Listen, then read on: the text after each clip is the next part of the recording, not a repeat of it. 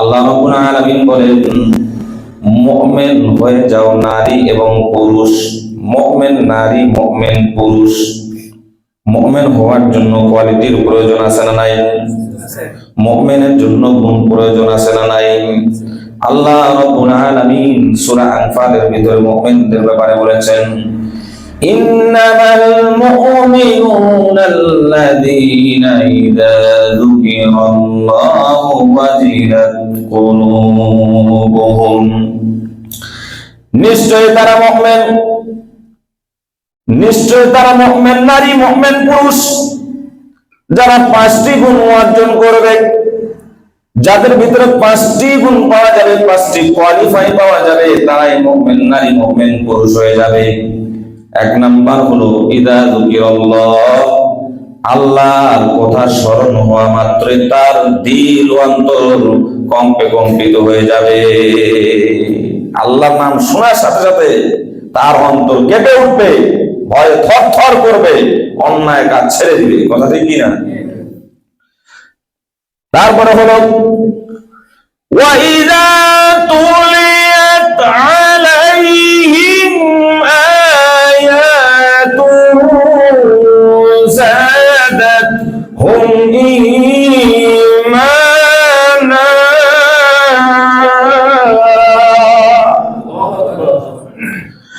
মুমিন বান্দার সামনে যখন কোরআনুল কারীম তেলাওয়াত করা হবে,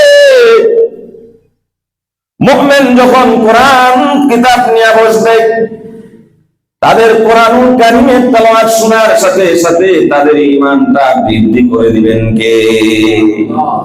তেলাওয়াত শুনবে, মনের মধ্যে প্রশান্তি চলে আসবে। বান্দা মুমিন হতে চাও তাহলে কোরআনুল কারীমের সোহবতে বেশি বেশি চলে যাও।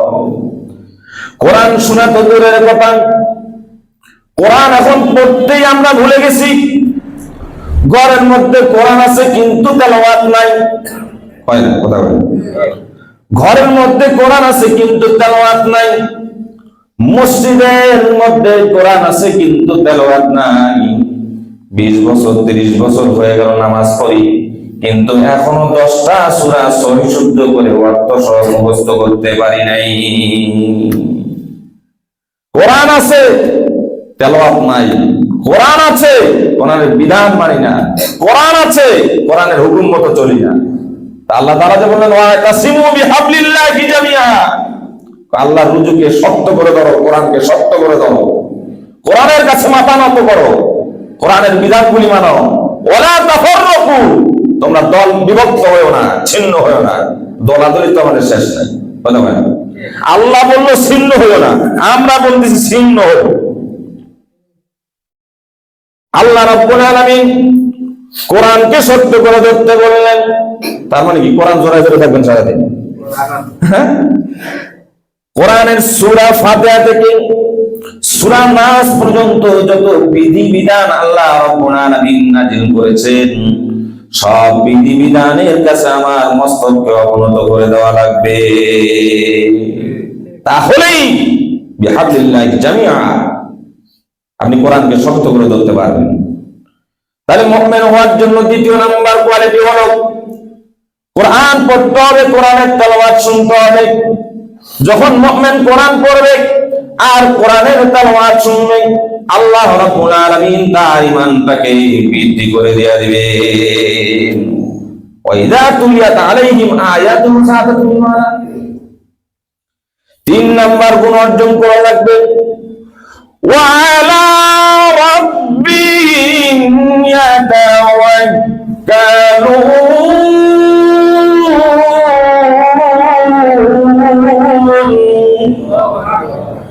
মুমিন যারা হবে তারা তাওয়াক্কুল করবে কার? আল্লাহর উপরে সবসময় ভরসা করবে, আল্লাহর উপর তাওয়াক্কুল করবে। আপনি যদি মনে করেন আমার সর্বক্ষেত্রে আমি আল্লাহর উপর তাওয়াক্কুল করি, আল্লাহর নাম শোনার সাথে সাথে আমার দিল কম্পন সৃষ্টি হয়ে যায়, কোরআন শুনলে পরে আমার ঈমান বৃদ্ধি হয়ে যায়, তাহলে কারো কাছে সার্টিফিকেট নেওয়ার দরকার নাই। আপনি বুঝবেন আপনার ভিতরে ঈমান আছে, আপনি একজন খাঁটি মুমিন হতে পারছেন। আর যদি এমন না হয়, হুজুরের ফতোয়া দেওয়া লাগবে না, আপনার পরীক্ষার রেজাল্ট আপনিই নেন। বুঝতে হবে এখন আমি মুমিন হতে পারি নাই, এখন আমি পাক্কা ইমানদার হতে পারি নাই। কোরআন যদি ভালো না লাগে, আল্লাহর কথা শোনার পর যদি আমার ভয় সৃষ্টি না হয়, দিলের মধ্যে কম্পন যদি সৃষ্টি না হয়, আর বিপদে আপদে মুসিবতে পড়লে পরে যদি আমি তাওয়াক্কুল আল্লাহর উপর না করতে পারি, কোন ব্যক্তির উপর তাওয়াক্কুল করছি, কোন মন্ত্রীর উপর তাওয়াক্কুল করছি, কোন এমপির উপর তাওয়াক্কুল করছি, কোন বস্তুর উপর তাওয়াক্কুল করছি, কোন সৃষ্টির উপর তাওয়াক্কুল করছি, তাহলে আমি পাক্কা মুমিন হতে পারিনি। কথা বুঝা গেল? এটা কয় নাম্বার গুণ? আমল করা লাগবে কয়টা? মুমিন এবং পুরুষের আমল করা লাগবে কয়টা? 10টার মধ্যে দ্বিতীয় নাম্বার আমল, মুমিন হওয়া যাওয়া লাগবে। মুমিন নারী হতে হবে, মুমিন পুরুষ হতে হবে। তাহলে আল্লাহ রাব্বুল আলামিন দুইটা পুরস্কার দান করবেন, একটা মাগফিরাত দান করবেন, আরেকটা নাজাত দান করবেন। মুমিন হওয়ার জন্য আবার 5টা গুণ অর্জন করা লাগবে।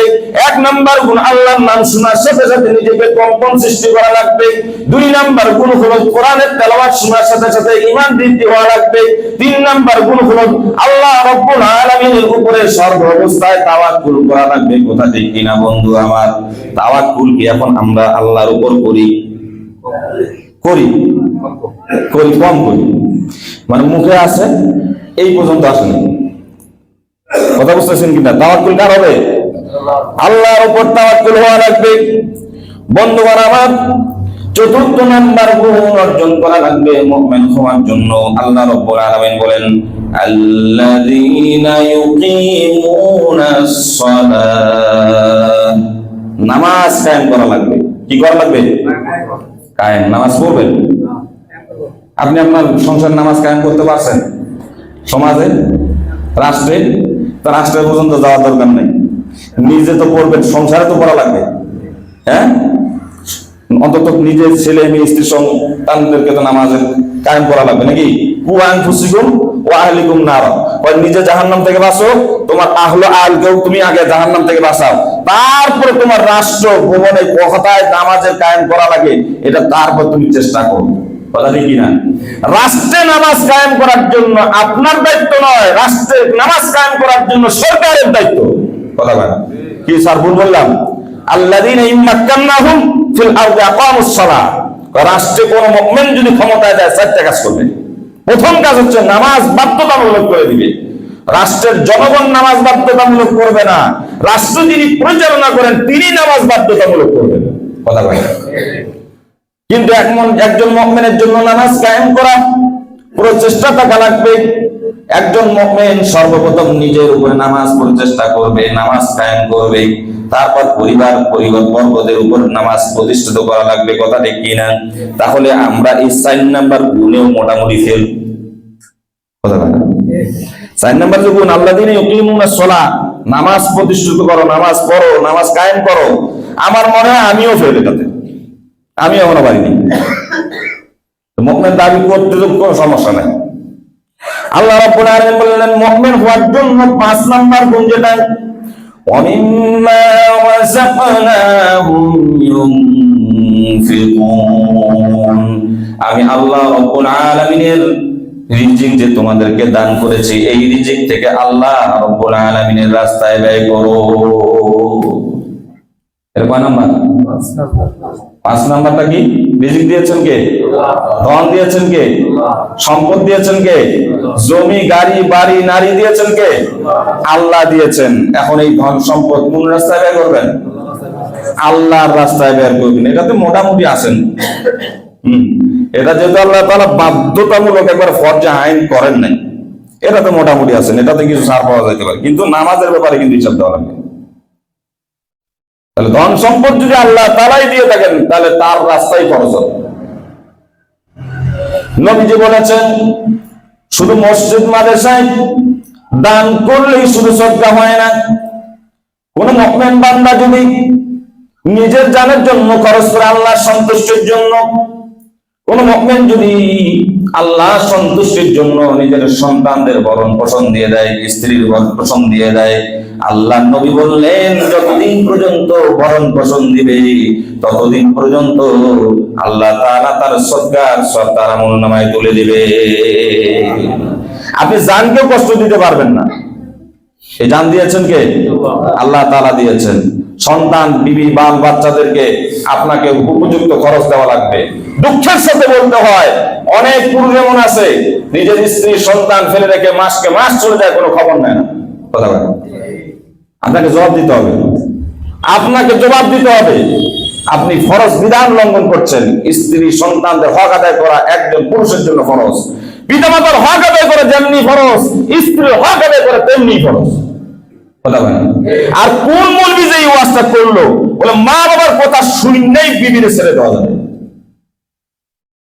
কোন হুজুর যে করলো, এটা ব্যাখ্যা সাপেক্ষ কথা। হ্যাঁ, পিতামাতা অনুযায়ী, পিতামাতার কথা অনুযায়ী আপনি স্ত্রীকে ছাড়ে দিতে পারবেন, কিন্তু আপনাকে মানদণ্ড করতে হবে কোরআন এবং সুন্নাহর আলোকে।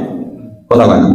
তখন তারা ফতুয়া দেখো, ইব্রাহিম আলাইহিস সালাতু ওয়াস সালাম তার ইসমাইলকে দেখতে এসে বলছে চৌকাঠ পাল্টাও, তো উনি যদি ছেড়ে দিতে পারে, আরে কার সঙ্গে কি আর পাল্টাবাতে কি? অনেক নবীদের উপরে বিমান আনা লাগবে, তাওরাত ইনজিল জাবুরের উপর ঈমান আনা লাগবে, কিন্তু তাওরাত ইনজিল জাবুরের বিধান মানা যাবে না কোরআন ছাড়া। কথা বলেন। তো তুমি যদি এত পাকনামি করো, তাহলে আদম আলাইহিস সালাতু ওয়াস সালামের সময় ভাই বোনে বিবাহ জায়েজ ছিল। কথা বলেন। তা তুমি এখন বিশ্ব নবীর বিধান মানো কেন?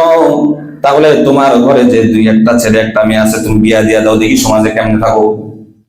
আল্লাহ রাব্বুল আলামিন তাওরাত ইনজিল জাবুরে যা আছে, যা প্রয়োজন মনে করেছেন কোরআনে এনেছেন, আর যা প্রয়োজন মনে করেছেন আল্লাহ তাআলা রদ করে দিয়েছেন।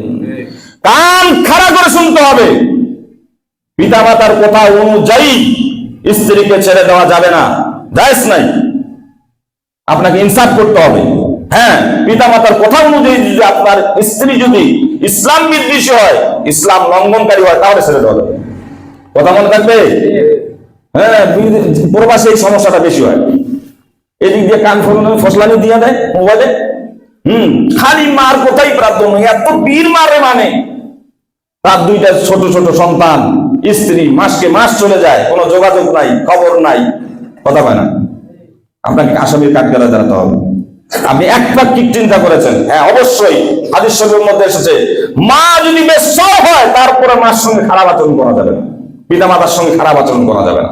পিতামাতার হক আদায় করতে হবে, পিতামাতার সঙ্গে খারাপ আচরণ করা যাবে না। কারণ আল্লাহর ইবাদতের পরেই পিতামাতার স্থান। সুবহানাল্লাহ। কিন্তু তার মানেই নয় কোন বিধান, এমন কোন বিধান পিতামাতা জারি করবে আপনার উপরে, আপনি সেটা মানতে বাধ্য। হ্যাঁ, আপনি ওইটা মানতে বাধ্য যেটা আল্লাহ বলেছেন, যেটা আল্লাহর হুকুম অনুযায়ী। ঠিক আছে, কথাটি কি না? মনে থাকবে কথাটা। তাহলে স্ত্রীর সন্তানকে ভরণ পোষণ দেওয়া, এটাও সদকা। এটা কি সদকা? এটাও দান, এটাও হচ্ছে নেকির একটা বিশাল বড় অংশ। বন্ধুগণ আমার, এখন এই পাঁচটা গুণ যদি অর্জন করেন তাহলে কি ফায়দা হবে? আল্লাহ রাব্বুল আলামিন বলেন, উলাইকা হুমুল মুমিনুনা হাক্কান। এটা সার্টিফিকেট আমি ফরিদুদ্দিন নীলফামারী দেই নাই। উলাইকা হুমুল মুমিনুনা হাক্কান, তারাই সঠিক মুমিন, তারাই সঠিক, তারা সত্যিকারে প্রকৃতভাবে মুমিন। কয়টা কাজ করে আসলে? পাঁচটা কাজ যারা করবে তারাই মুমিন নারী, তারাই মুমিন পুরুষ। এই পাঁচটা কাজ যারা পঙ্খানুভাবে করবে, আল্লাহ রাব্বুল আলামিন সার্টিফিকেট দিলেন। সার্টিফিকেট দেওয়ার পরে আল্লাহ রাব্বুল আলামিন বান্দাকে নৈরাশ করেন নাই, বান্দাকে লাঞ্ছিত করেন নাই, বান্দাকে বঞ্চিত করেন নাই। আল্লাহ রাব্বুল আলামিন এবার পুরস্কারের ঘোষণা করছেন, লাহুম দারাজাতুন ইনদা রাব্বিহিম ওয়া মাগফিরাতুন ওয়া আজরুন কারীম ওয়া রিজকুন কারীম ওয়া মাগফিরাতুন ওয়া রিজকুন কারীম। তারা তো প্রকৃত মুমিন, তাদের জন্য রয়েছে রবের প্রতি, রবের নিকট উচ্চ মর্যাদা। সুবহানাল্লাহ। তাদের উচ্চ মর্যাদা আল্লাহ তাআলা দান করুন। নাম্বার 1, ইনদা রাব্বিহিম ওয়া মাগফিরা, তাদেরকে আল্লাহ তাআলা মাফ করে দিবেন। 3 নাম্বারটা হচ্ছে পুরস্কার, ওয়া রিজকুন কারীম, আল্লাহর পক্ষ থেকে পর্যাপ্ত পরিমাণে আল্লাহ তাআলা সম্মান সূচক রিজিক দান করুন। সুবহানাল্লাহ। তাহলে আমরা মর্যাদা আল্লাহর কাছে চাই কিনা? মাফ চাই কিনা? রিজিক চাই কিনা? এখন যে রিজিক আল্লাহ দিছে, ওই রিজিক কোথায় ব্যয় করবেন? অনেকে বলে না, তা হুজুর মনে হয় ভাষা ভালো না। ওই রিজিক কোথায় ব্যয় করবেন? গানের আসরে, হ্যাঁ, কনসার্টে, তারপর আজে বাজে কাছে। তাহলে কোথায় ব্যয় করা লাগবে? আল্লাহর রাস্তায়। সকলে একবার হাত তুলেন তো দেখি আমরা আল্লাহর রাস্তায় ব্যয় করতে রাজি কিনা। হাত তুলেন, তুলেন। কেউ হাত নিচে রাখবেন না, একটু সোজা করে তুলেন। সবাই রাজি তো ইনশাআল্লাহ?